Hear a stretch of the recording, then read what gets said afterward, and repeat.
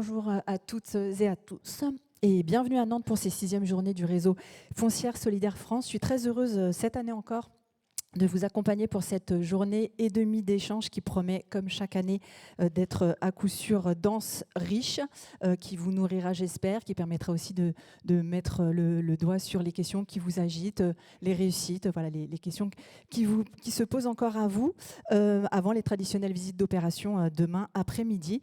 Mais tout de suite, pour ouvrir cette manifestation, j'invite Michel Ménard, le président du conseil départemental de Loire-Atlantique, de rejoindre le pupitre. Merci.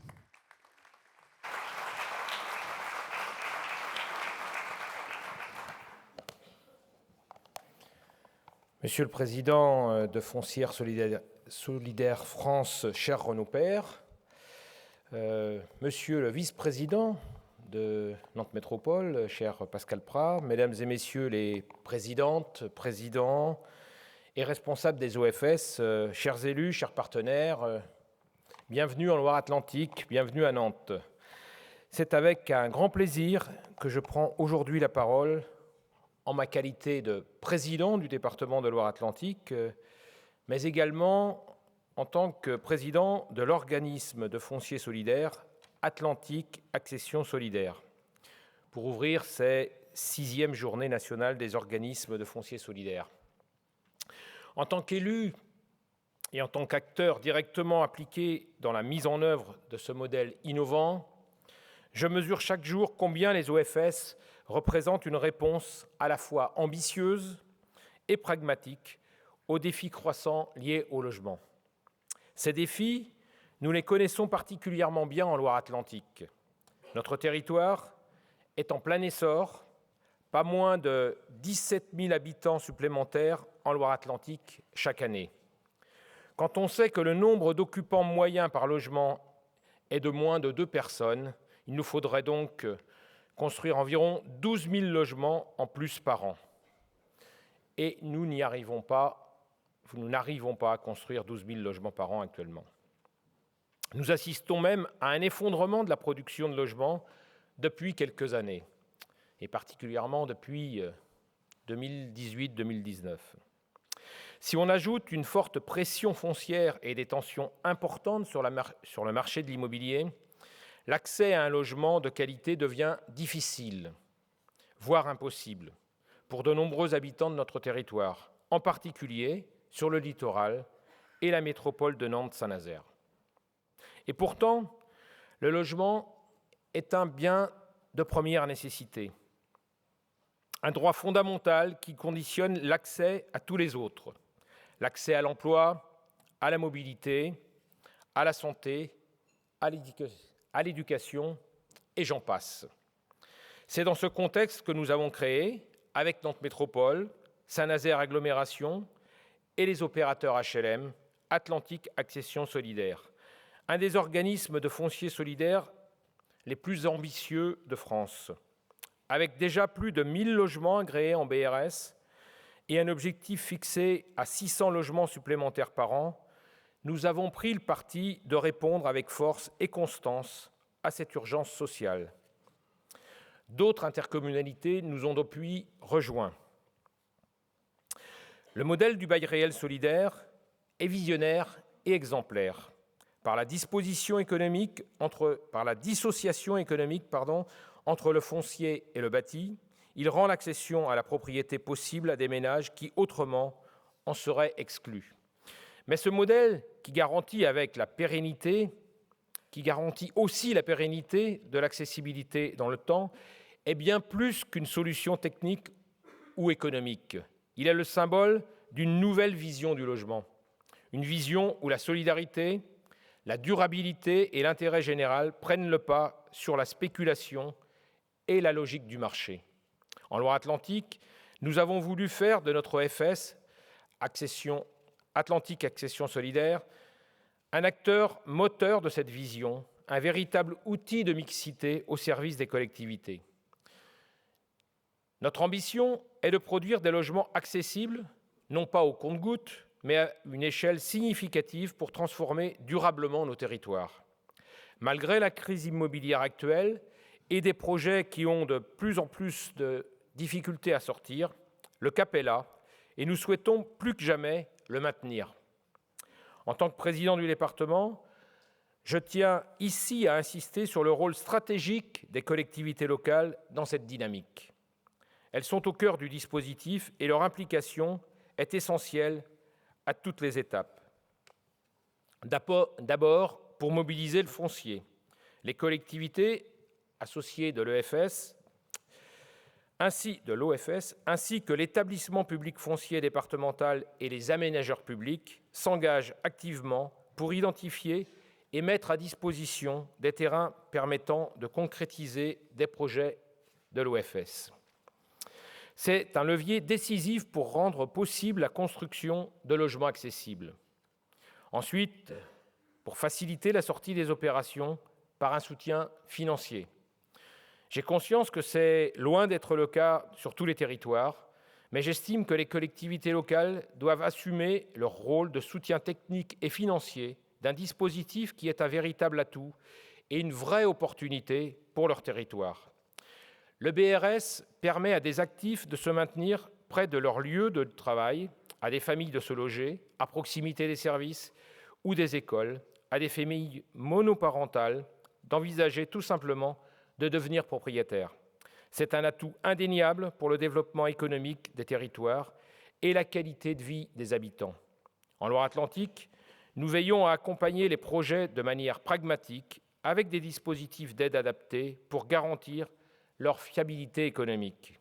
Les fondateurs de notre OFS commun ont défini des principes forts pour limiter le montant de prix de vente du BRS et les redevances foncières demandées aux ménages. Nous avons aussi pris le parti d'une réflexion sur les publics cibles de BRS et de concentrer nos efforts sur les ménages en ayant le plus besoin, en définissant des plafonds de ressources locaux. Enfin, les collectivités ont aussi un rôle de promotion pour faire connaître ces dispositifs aux habitants et aux acteurs locaux. La quarantaine d'opérations commercialisées en BRS dans notre département confirme que ce nouveau dispositif est bien perçu et bien appréhendé par les habitants. Des 13 premiers logements agréés en 2019, nous en sommes à plus de 500 logements agréés en 2024. Les prix sont de 30 à 50% inférieurs au prix du marché. 144 000 € pour un type 2, par exemple, ou 193 000 € pour un type 3. 79% des accédants sont éligibles au logement social plus. Ça parle aux professionnels, certainement, ces références. Malgré l'encadrement de la revente, le BRS est très attractif lorsqu'il est bien positionné par rapport au marché. Avec Atlantique Accession Solidaire, nous avons démontré qu'il est possible de concilier ambition et action concrète. Ce succès, nous le devons à une coopération étroite et une relation de confiance entre les collectivités, les opérateurs sociaux et les promoteurs, mais aussi à une volonté politique forte. Ensemble, nous avons su relever les défis et nos 1000 logements agréés ne sont qu'un point de départ. La Loire-Atlantique compte environ 100 000 logements sociaux qui ont été construits lors des 100 dernières années. Notre ambition est que, dans 100 ans, un parc de plusieurs dizaines de milliers de logements en accession sociale à la propriété soit disponible pour les habitants du département. Notre responsabilité en tant qu'élus locaux et acteurs locaux est donc de continuer à porter cette dynamique.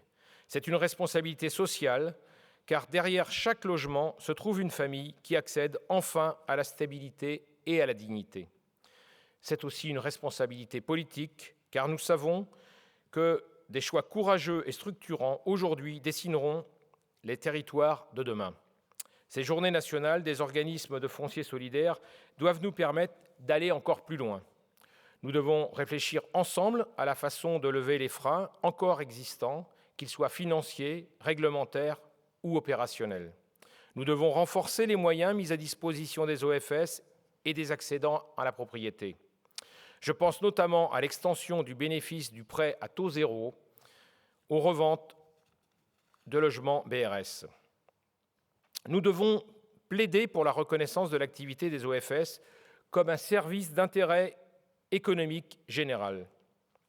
afin de faciliter le fléchage d'aides publiques vers le BRS, que ce soit sous forme de subventions ou d'aides fiscales.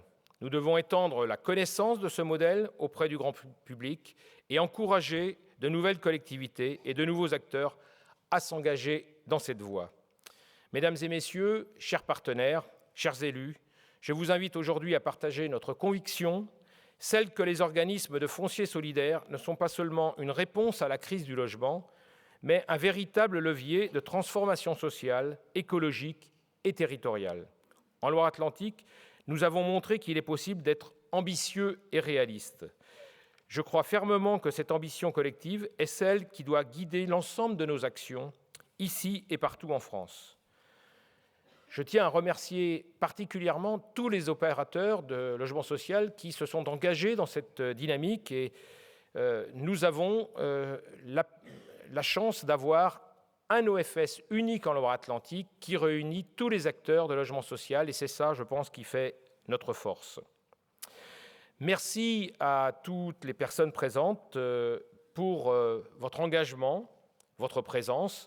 Que ces journées nationales des organismes de foncier solidaire soient un temps d'échange fructueux, d'idées inspirantes et de projets concrets. Ensemble, nous pouvons relever les défis de logement et offrir à chaque citoyen la possibilité de vivre dignement sur son territoire. Merci à toutes et à tous et bons travaux. Merci beaucoup. Je vais demander maintenant à Pascal Prat, vice-président de Nantes Métropole en charge de l'habitat, de rejoindre ce pupitre pour un second mot d'accueil.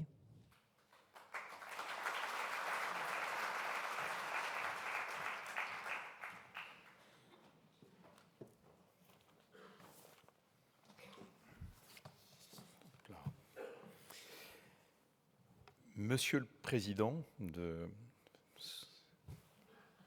du réseau national, mon cher Renaud, Monsieur le Président du Conseil départemental, cher Michel, Mesdames, Messieurs les présidents et présidentes d'organismes fonciers solidaires, Mesdames, Messieurs, chers amis, je suis très heureux de vous accueillir, comme Michel l'a dit, alors moi sur Nantes Métropole, sur Nantes, pour ces journées nationales du réseau des OFS. Mais avant d'aller plus loin dans mon message, je voudrais d'abord vous demander d'excuser l'absence de Johanna Roland, notre maire et présidente de la métropole, qui aurait été, à mon sens, très heureux de vous accueillir, tant elle est convaincue, comme moi, de la nécessité de soutenir l'action et le développement des organismes fonciers solidaires pour permettre l'accès au logement et à la propriété des ménages modestes. Car en effet, ici comme ailleurs en France, ce qui nous a conduit à développer le recours au bail réel solidaire, c'est bien de permettre aux ménages modestes de devenir propriétaires à moindre coût, de devenir propriétaires de son logement pour pouvoir mener, comme l'a rappelé Michel Ménard, dignement la vie qu'ils souhaitent mener sur les territoires où ils ont souhaité s'implanter. C'est ce point de départ politique qui nous a conduit à la création, avec le département de Loire-Atlantique, puis avec Saint-Nazaire Agglo et l'ensemble des bailleurs et des COP de notre territoire, à créer Atlantique Accession Solidaire. S'il faut effectivement évoquer un autre argument pour justifier cet engagement, c'est celui de produire une offre de logements abordables qui resteront abordables sur le temps long, grâce à l'action de la puissance publique via les OFS. Ce caractère antispéculatif du logement demeure une cible majeure pour s'assurer que les ménages modestes puissent rester propriétaires dans nos villes, dans nos métropoles, et cela dans la durée, et éviter ainsi les effets d'embourgeoisement, de gentrification et d'éviction des classes modestes et des classes moyennes en dehors de nos villes. C'est aussi s'engager dans la transition écologique sur nos territoires. Créer du BRS, c'est un acte politique fort, c'est faire du foncier un bien commun, durablement. Le logement reste abordable de manière pérenne et anti-spéculatif pour des générations de propriétaires occupants. C'est faire sortir le logement du marché et c'est lutter contre la spéculation immobilière. C'est faire du logement un bien commun et un bien nécessaire à tous. Bref, c'est faire de ce logement, du logement, que ce ne soit pas un bien de consommation comme tous les autres biens, mais effectivement un droit. Afin de répondre aux besoins du territoire, Nantes Métropole, dans le cadre de son PLH, s'est fixé un objectif annuel de production de 700 à 800 logements en accession abordable. Avec cette période de crise, nous n'y sommes pas, mais bien sûr, nous y travaillons. Nous ne sommes pas à ce niveau des 800 logements espérés, mais nous engageons des actions qui nous permettent d'aller vers la réalisation de cet objectif. Ainsi, en juin 2019, le Conseil métropolitain a validé et approuvé la création de l'organisme foncier solidaire Atlantique Accession Solidaire. Avec Michel Ménard, à l'époque, nous avions longuement échangé pour que ce projet voie le jour et très rapidement, nous avons validé ensemble que ce produit, pour être attractif, puisqu'il vient dissocier la propriété du logement de la propriété du foncier, se fasse à un prix d'acquisition au mètre carré très en dessous des prix du marché et que celui de la redevance au mètre carré soit modeste.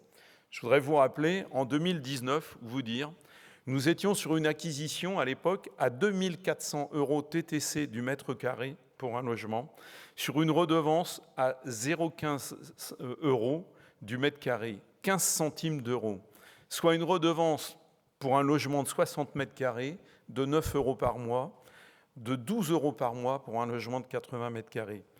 C'était cet engagement fort qui nous a tenus, Michel et moi, pour permettre la réalisation et l'engagement de ce bail, de cet organisme foncier solidaire et le développement de BRS. Bien sûr, le contexte économique de la crise du logement, de cette crise que nous traversons, nous a conduit à revoir ces montants, et j'y reviendrai tout à l'heure. Alors, c'est bien sûr sur le territoire TANRU de la ville de Nantes que nous avons souhaité tout d'abord expérimenter ce dispositif. Et je n'oublie pas que le premier projet s'est déroulé sur l'île de Nantes. Je ne pense pas qu'il soit prévu dans les visites que vous aurez aujourd'hui et demain, mais vous irez malgré tout sur l'île de Nantes voir une opération en BRS. Cette première opération, on a engagé d'autres. Et puis, nous avons très vite voulu l'étendre au quartier politique de la ville, au QPV ou en quartier renouvellement en rue. Fort du succès des premières opérations, le dispositif sur la métropole nantaise a été déployé sur les 24 communes de Nantes Métropole, et cela dès 2022. Alors certaines opérations en PLS font encore aujourd'hui l'objet d'agréments. Elles sont liées, ces opérations, à des PC qui ont été développés et délivrés avant la date de 2022, mais le BRS devrait, dès 2025, être le seul dispositif en accession abordable sur le territoire de la métropole et de ses 24 communes. Aujourd'hui, le prix moyen des programmes en collectif est passé à 2 800 € du mètre carré, hors stationnement, et à 3 000 € du mètre carré, stationnement inclus, et en particulier pour les logements individuels.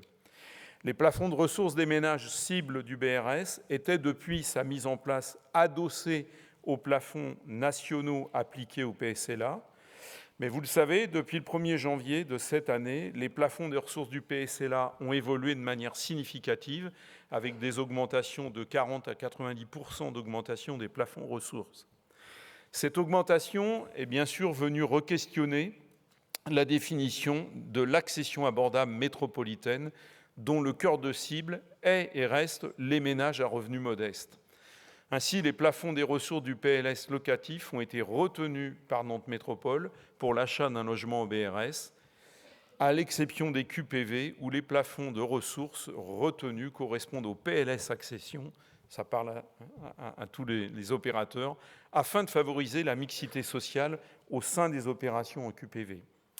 Alors, en 2020, où en sommes-nous ? Depuis 2020, où en sommes-nous sur notre territoire ? Michel a donné des chiffres du département. Sur la métropole, 922 logements au BRS ont été agréés, dont 465 au cours de cette année 2024.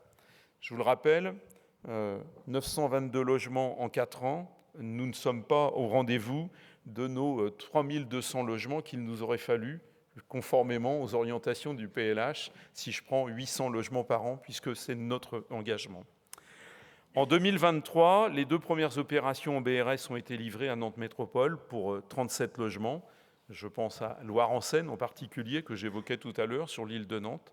Fin 2024, 4 nouvelles opérations seront livrées pour 86 logements. Et actuellement, 13 opérations sont en chantier sur 7 communes de la métropole, représentant 186 logements.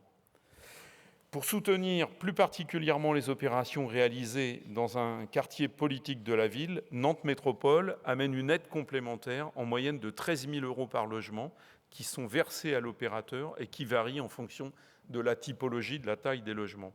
Cette aide complémentaire, elle vient en déduction du prix de vente fixé dans le respect du référentiel que nous nous sommes donné à Nantes Métropole, du référentiel de prix. En dehors des QPV, l'aide pour les autres BRS est de 5 500 € par logement et nous nous engageons à maintenir cet effort malgré le contexte économique qui touche les métropoles. À ces aides au logement s'ajoutent très souvent, et notre président du département l'a rappelé, des minorations foncières accordées dans le cadre des politiques publiques foncières portées soit par la métropole, soit par les communes concernées, avec souvent l'aide de l'établissement public foncier de Loire-Atlantique. Ces aides de minoration foncière importantes sur certaines opérations permettent de contribuer à l'équilibre de ces opérations à leur sortie et permettent cette vente en BRS aidée pour les ménages modestes. Aujourd'hui, face à la crise du logement que nous traversons, nous restons ici convaincus que cette vente en BRS est un support indispensable à l'accès au logement, à la dignité des ménages à revenus modestes. Il y a un peu plus d'un an, nous avons, sur le territoire métropolitain, engagé un plan de relance du logement, en particulier pour soutenir les logements locatifs sociaux. Cela s'est traduit par la mise en œuvre de plusieurs actions en termes d'aide, de simplification, pour débloquer des opérations qui ne pouvaient pas sortir. Dans une de ces actions, il y a aussi une aide financière qui vient en complément des aides traditionnelles de 20 millions € pour soutenir cette production du logement locatif social, remettre des opérations sur l'opérationnalité des productions et bien sûr entraînant la production de logements en accession abordable qui eux aussi étaient bloqués. En juin 2024, à l'occasion des 1 an de ce plan de relance, nous avons annoncé de nouvelles mesures sur le BRS. Et puis nous nous sommes aussi appuyés sur le grand débat que nous venons d'organiser sur la métropole, sur la fabrique de nos villes, qui a rappelé la nécessité du bien commun et du foncier commun, et l'OFS trouvant toute sa place là-dedans pour permettre de développer des logements qui ne permettent pas le développement spéculatif. Alors, pour 2 mesures pour élargir le dispositif et massifier l'offre en BRS, quelles sont-elles ? Eh bien, tout d'abord, l'élargissement du BRS aux classes moyennes, avec l'introduction d'un BRS intermédiaire. Je sais que d'autres territoires nationaux s'y sont déjà engagés, mais pour nous, c'est un nouveau passage sur la métropole. Alors qu'il coûte de plus en plus cher de devenir propriétaire de son logement sur ce territoire, je le rappelle, 5 400 € du mètre carré en moyenne sur le territoire métropolitain, nous souhaitons permettre aux familles des classes moyennes de bénéficier du BRS. Jusqu'à là réservé aux ménages modestes, nous allons créer une nouvelle offre BRS intermédiaire pour ces classes moyennes et nous lançons une étude en cette fin d'année 2024 pour engager une expérimentation à partir de 2025 sur un prix d'acquisition qui tournerait autour des 3 000, 3 700 €, 3 500, 3 700 € du mètre carré. La seconde, je l'ai déjà évoquée, c'est le fait que nous introduisions une aide supplémentaire dans les quartiers politiques de la ville, où nous souhaitons favoriser également l'accession à la propriété dans ces quartiers populaires, en donnant un coup de pouce aux opérations par un abaissement du prix de vente de 200 € au mètre carré. Et puis, j'en ajouterai une troisième qui me tient particulièrement à cœur et que nous travaillons avec l'USH des Pays de la Loire. Il s'agit de la vente HLM que nous souhaitons et que je souhaite pouvoir inscrire dans le dispositif du BRS. Cela permettra aussi d'éviter la spéculation sur ce type de logement. Cela permettra de contribuer à la pérennité d'un patrimoine de logements largement financé par l'ensemble des collectivités, et puis de maintenir de manière durable du logement abordable, en particulier pour les occupants du parc HLM qui pourraient accéder à la propriété. Pour conclure, je vais vous dire avec force l'engagement global de la métropole sur le logement. Dans le contexte de crise sans précédent dont le gouvernement a pris, on peut se le dire ensemble, beaucoup de temps pour prendre la mesure, souvenez-vous, le CNR repoussé maintes fois pour accoucher d'une souris, les très longs mois passés sans ministre du Logement avant que ne soit nommé le très libéral Guillaume Kasbarian, rapporteur en particulier de la loi anti-squat. Souvenez-vous encore de l'amputation honteuse de la loi SRU annoncée par le Premier ministre précédent, puis défendue par son ministre du Logement. Non, la mesure n'a pas été réellement prise. Aussi, ici, à Nantes Métropole, face à l'inaction du gouvernement, nous avons retroussé nos manches pour agir localement à l'échelle de nos 24 communes et avec les leviers qui sont à notre disposition. Ainsi, notre plan de relance, que j'évoquais tout à l'heure, porte ses fruits. 1 an et demi après son adoption, 2400 logements environ ont été débloqués, 1400 sont aujourd'hui entrés en travaux en phase opérationnelle. Notre action ne s'arrête pas là, elle se poursuit. Le logement est au cœur de notre modèle pour faire de Nantes Métropole une métropole qui protège ses habitants, une métropole qui leur porte attention, une métropole qui souhaite leur permettre de vivre dignement sur ce territoire. Et nous entendons bien continuer à défendre ce logement pour toutes et tous. Aujourd'hui, dans une crise très forte, le produit BRS trouve sa place et fonctionne bien. Il fonctionne bien sur notre métropole et les ventes, au dire des coopératives, des bailleurs qui nous accompagnent et qui s'engagent à nos côtés, les ventes s'engagent plutôt rapidement. Alors oui, le BRS est un produit qui plaît, qui a trouvé son public et qui répond aux attentes des ménages à revenus modestes et intermédiaires. Il nous faut continuer à le soutenir, il nous faut continuer à s'engager pour permettre à chacun, quelle que soit sa situation, de pouvoir devenir propriétaire, quels que soient ses revenus, et notamment l'aspect modeste de ses revenus, quelle que soit la taille de son ménage, mais aussi quel que soit son temps de vie, puisqu'on voit aussi que le BRS ici sur la métropole peut permettre à des ménages plus âgés de trouver et de devenir propriétaires. Alors je suis particulièrement heureux que vous ayez choisi notre métropole, mon cher Renaud, pour ces journées. Je vous souhaite à tous de bons échanges, de fructueux échanges, de riches échanges, et de belles journées à Nantes et à Nantes Métropole. Merci à vous.